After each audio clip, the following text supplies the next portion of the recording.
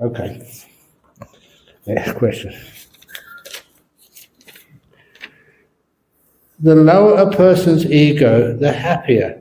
How to lower a person's ego? Thank you, Ađan Brama, for guidance.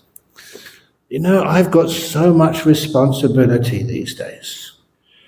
You know, when I come here and I help teach, you know, it started off as the Mahinda Pali School, giving talks, teaching retreats over here in Penang.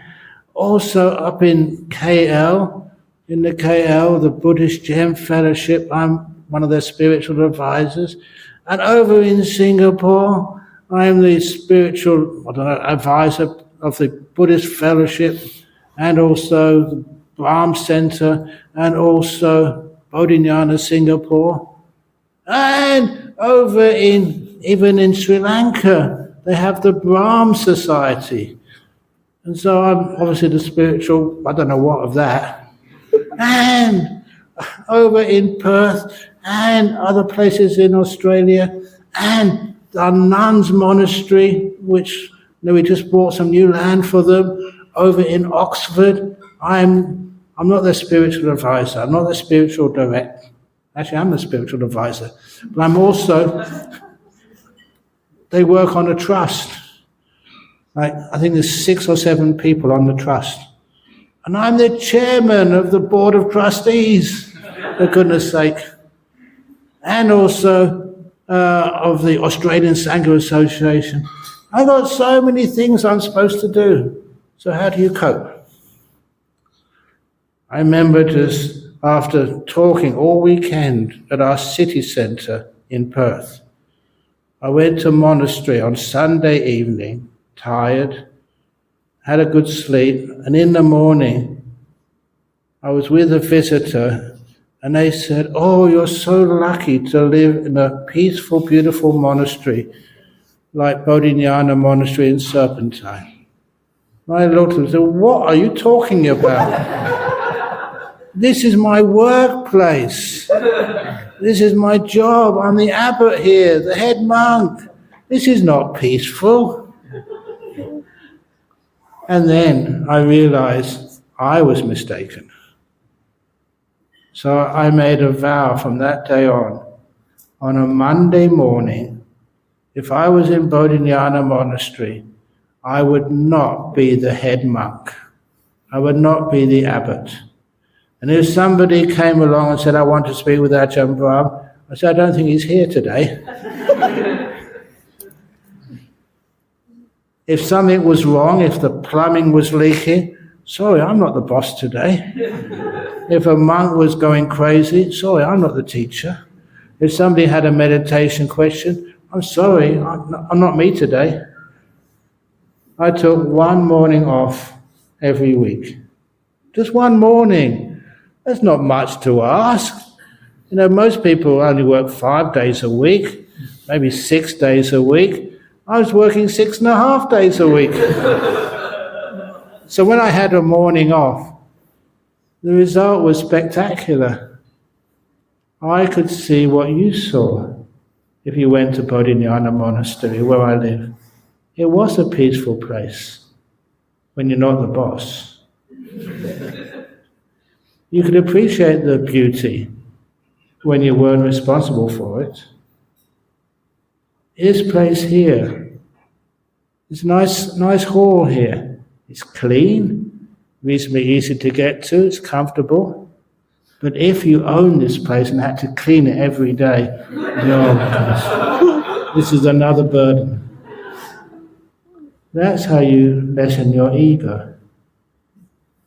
You don't own things. Your body, how healthy is it? If you think it's your body, you'll have to worry about it every day. How about once a week, one day a week, or one morning a week, recognize you don't own your body.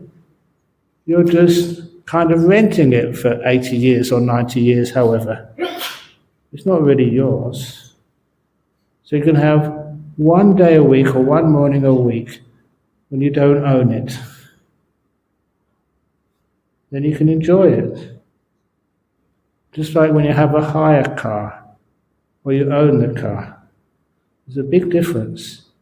If you're renting a room in a hotel, or you own the house, there's a big difference there in worries and concerns. So imagine you feel, I don't own my body, I just have it for a short while. It's much easier to deal with. It's more peaceful. And for you meditators, imagine you really understand you don't own your mind. It's not your mind. It doesn't belong to you. It's part of nature. If you can see that, you don't worry about it. It's far more peaceful. As the Buddha said in his second sermon, Anatalakkhana Sutta, you can't say, my consciousness may be like this or be like that. You can't do that. Why? Because it doesn't belong to you. It belongs to this great line of cause and effect. It belongs to nature. Your will, your perceptions, even your perceptions. Your perceptions will be different than mine. You watch TV, many of you. You know, you're Penangi. I spend most of my time in Australia. Even our perceptions will be different. I'm a monk. Most of you are lay people.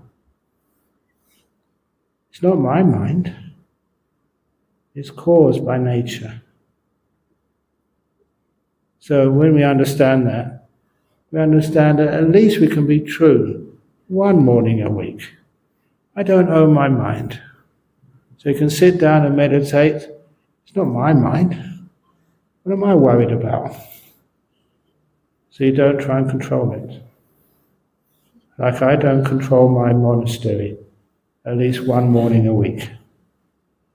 Whatever goes wrong, it's not my monastery. Just like when I go into Mahindarama temple. It's not my monastery. You never find me picking up a broom and sweeping the leaves.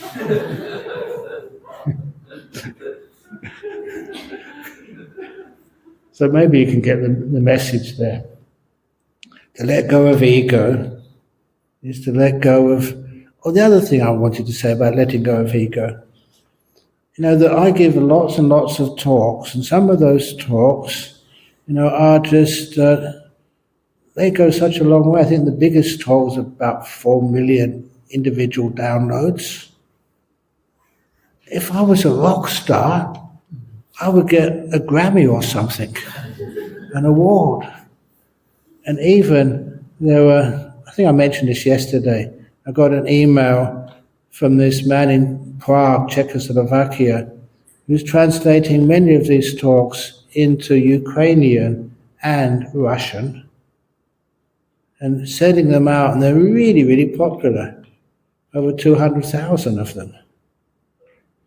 And I thought, wow, what a beautiful thing. You can do something for the suffering in both sides of conflict. So these are very popular talks. For the first time I gave a live talk, which so many people were listening to, was over in Singapore. And there was about 5,000 or 6,000 people coming one evening to listen to me. Just me, no one else. And I thought, Ađana Brama, this is really, really, really dangerous. You can get so proud, so egotistic.